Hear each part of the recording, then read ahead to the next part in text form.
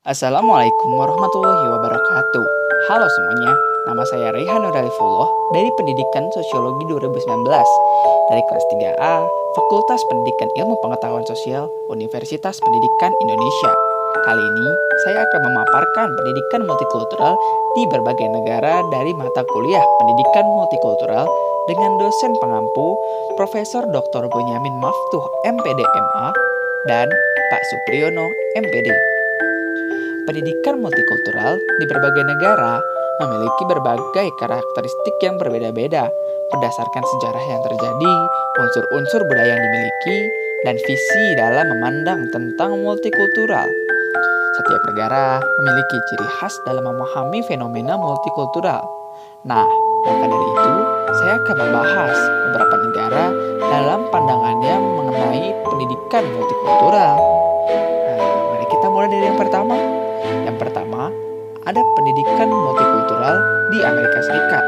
Amerika Serikat mulainya hanya dibatasi pada imigran berkulit putih sejak didirikannya sekolah rendah pertama pada tahun 1653 oleh imigran Belanda dan berdirinya Universitas Harvard di Cambridge, Boston pada tahun 1636.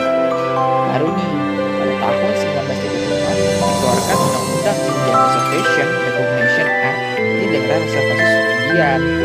Nah, dari situlah tujuan pendidikannya adalah proses Amerikanisasi atau penjelasan mengenai cara menjadi orang-orang Amerika yang sebenarnya. Lalu kita akan lanjut ke negara kedua, yaitu Inggris. Pendidikan multikultural di Inggris terkait dengan perkembangan revolusi industri pada tahun 1650-an. Awalnya Inggris terkenal sebagai masyarakat yang monokultur dan baru pada sesudah Perang Dunia Kedua menjadi multikultur ketika kedatangan tenaga kerja untuk pembangunan dari kepulauan Karibia dan India. Perubahan seperti revolusi Amerika dan Prancis mendorong gagasan mengenai kesamaan dan kebebasan di Inggris tersebut. Yang ketiga, ada pendidikan multikultural di Kanada.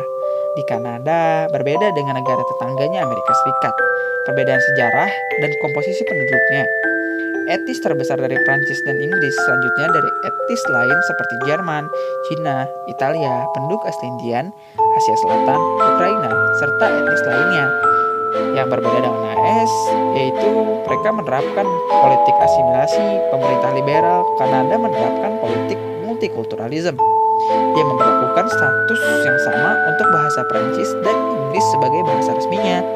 Pada tahun 1972, didirikanlah Direktorat Multikultural di dalam lingkungan Departemen Luar Negeri untuk memajukan cita-cita multikulturalisme, integrasi sosial, dan hubungan positif antar ras. Kanada Multiculturalism Act yang isinya alokasi dana untuk memajukan hubungan harmonis antar ras, memperluas saling mengerti kebudayaan yang berbeda, memelihara budaya dan bahasa yang asli, kesempatan yang sama untuk berpartisipasi, pengembangan kebijakan multikultural di semua kantor pemerintah federal di Kanada. Nah, selanjutnya ada pendidikan multikultural di Australia. Australia sendiri menahan masuknya orang Asia sehingga mereka dapat menutup ekonomi bagi bangsa-bangsa Asia dan Pasifik. Tetapi karena imigran kedua benua tersebut masuk dengan cepat, jadi mereka gagal. Program pendidikan multikultural antara lain berbentuk bahasa Inggris sebagai bahasa kedua, pendidikan community language, yaitu bahasa yang digunakan di dalam suatu masyarakat tertentu. Ketika imperatif ekonomi dalam pendidikan multikultural, yaitu adanya dengan bantuan dana dan masuknya Asian Studies, program yang berisi bahasa Asia dan kebudayaannya. Nah, itu aja sih dari Australia. Nah, ada juga beberapa negara seperti Cina, Malaysia, yaitu dari Cina menerapkan kebijakan khusus untuk melindungi kaum minoritas. Cina menempuh kebijakan itu karena tidak bisa mengelak dari praktek multikultural di negara itu. Kalau Malaysia sendiri merupakan tipikal bangsa dan multi etnik di Asia. Malaysia telah mengadopsi kebijakan asimilasi melalui kebijakan Bumi Putra Policy. Jadi ada pembagian fasilitas kepada kaum Bumi Putra, tetapi sejak perkembangan ekonomi internasional berubah semakin cepat, lahir dan kecenderungan baru ke arah pluralisme budaya. Nah, itu aja dari saya nih. Sekian dan terima kasih. Tetaplah bahagia.